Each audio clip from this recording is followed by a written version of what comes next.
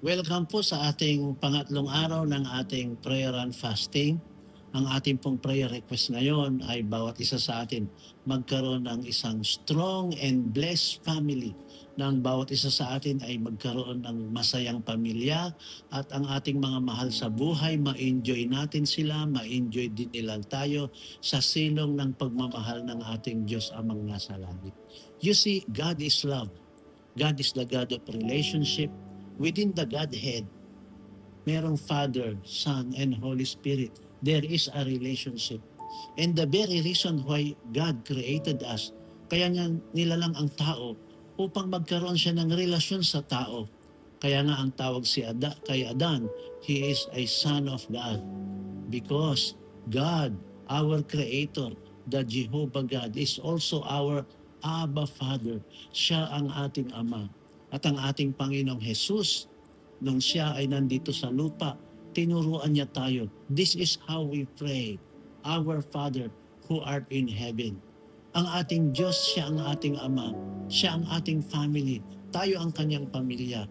At ganun din, kalooban ng Panginoon ng bawat isa sa atin ay maging masayang membro ng tinatawag na Divine Family of God. At sa ating buhay din, ang kalooban ng Panginoon ay maging matatag ang ating pamilya, maging masaya ang ating pamilya, nagkakaisa ang ating pamilya. Nasira yung essence ng family nung ang tao ay nagkasala.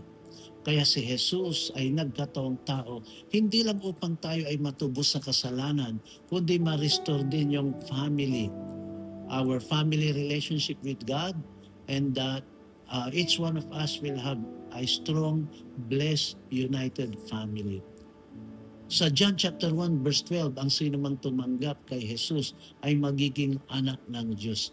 Once you are born again, you are introduced and included into the family of God. Kaya ang Panginoon, ang gusto niya, bawat isa sa atin ay magkaroon ng masayang pamilya. Yan ang ginagawa ng Diablo ngayon. The devil is trying to destroy the family, trying to distract the family. Maraming dysfunctional na family, maraming disoriented na family, at karamihan sa mga problema ngayon ay dahil bunga yan ng isang tinatawag na disoriented family. Bunga yan ng mga broken homes at mga broken family. Makikita natin karamihan sa mga sugat ng ating mga kaluluwa at damdamin ay galing sa ating mga tahanan. Kaya gusto ng Panginoon na ma-restore ang ating family, maging masigla ang ating family. Ang sabi niya sa Acts 16:31, believe on the Lord Jesus Christ and you will be saved. You and your family. Gusto ng Diyos na lahat ng miyembro ng ating pamilya ay makakilala sa Kanya, at pagkatapos hindi lang tayo member ng family of God, kundi magkaroon ng masayang pamilya ang bawat isa. Isang tanong po, kumusta ang inyong family? Kumusta ang family? Kumusta ang atmosphere sa inyong family? It is my prayer na ang inyong family, ang ating family, ay pasiglahin ng ating Panginoon. Makapaglingkod tayo sa Kanya. Remember Joshua 24:15? Ang sabi niya doon, as of me and my family, we will serve the Lord.